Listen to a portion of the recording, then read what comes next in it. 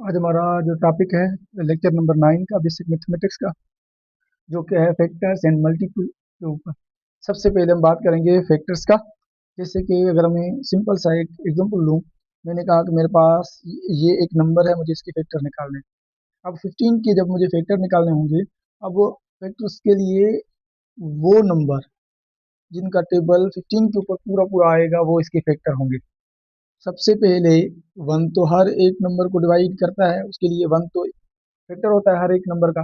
अब वन के बाद एक कौन सा नंबर है जिसका टेबल 15 के ऊपर आ सकता है? टू का तो नहीं आएगा, थ्री का आ सकता है, थ्री भी अब इसका फैक्टर हो गया।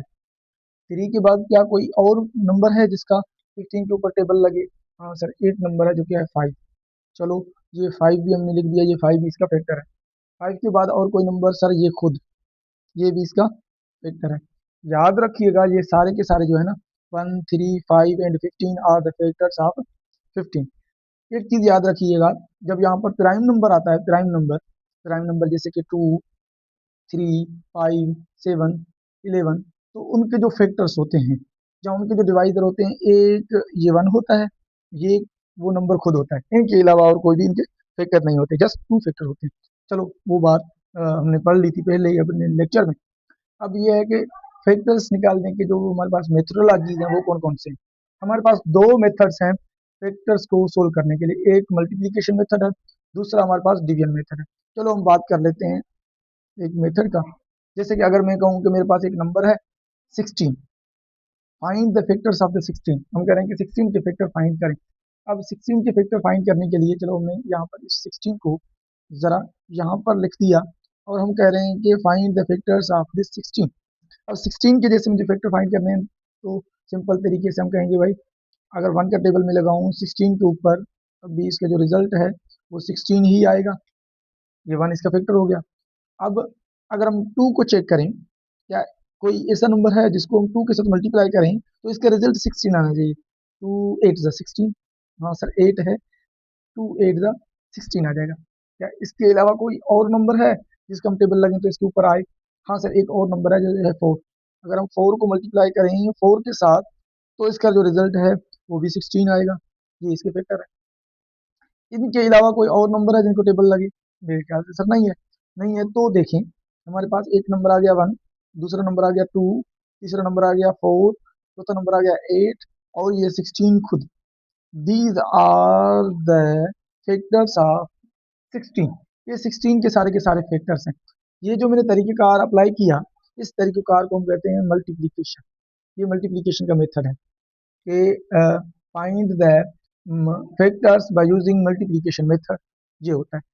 इसके अलावा अगर मैं एक और मेथड से काम लूँ और ये सारी चीज़ें फाइंड करूँ, तो मैंने कहा चलो मेरे पास एक नंबर है जो कि है 16, सेम नंबर चलो ले लेता हूँ।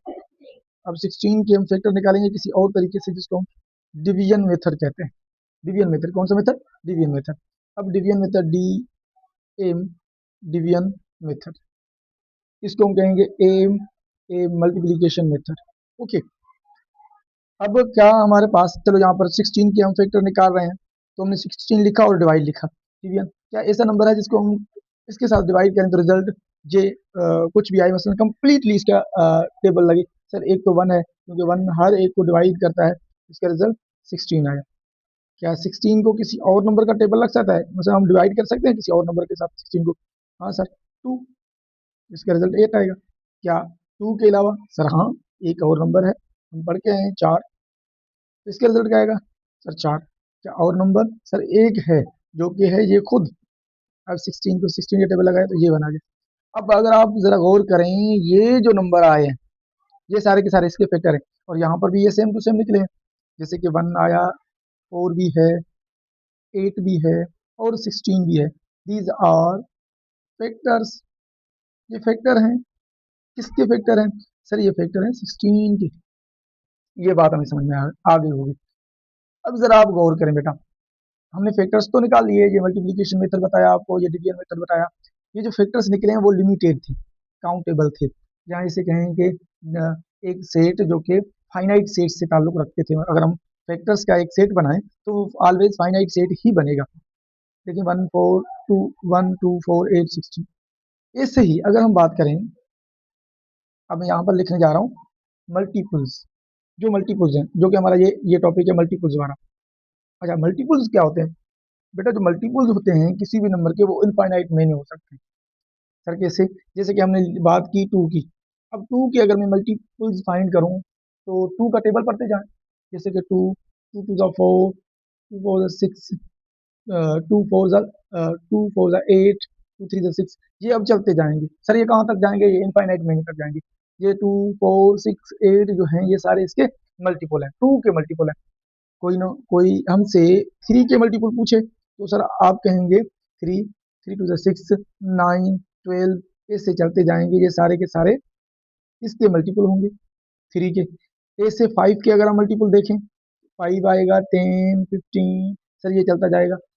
ऐसे अगर हमसे कोई 7 के मल्टीपल पूछे, तो हम कहेंगे 7, 14, 21। अब ये सारे के सारे मल्टीपल हैं। मल्टीपल्स के लिए हम क्या करते हैं, जिस भी नंबर के हमारा हमसे मल्टीपल पूछेंगे, हम उसके जो मल्टीपल है ना, वो इनफाइनाइट मेनी तक लेके जाएँगे। फैक्टर्स जो हैं वो लिमिटेड होते हैं, फाइनाइट होते हैं, लेकिन जो मल्टीपल होते हैं, अगर हम किसी सेट के अंदर उनको रखें, तो ये इनफाइनाइट सेट के लिए आएँगे। आई होप ये बात आपको समझ में आई होगी। फैक्टर्स एंड मल्टीपल्स क्लियर होगा। अगर ये बात हमारी आपको सही लगी और आपको कुछ ना कुछ सीखने को मिला, तो आप हमारे चैनल को सब्सक्राइब कीजिएगा और बेल आइकन को ज़रूर दबाइए। Thank you.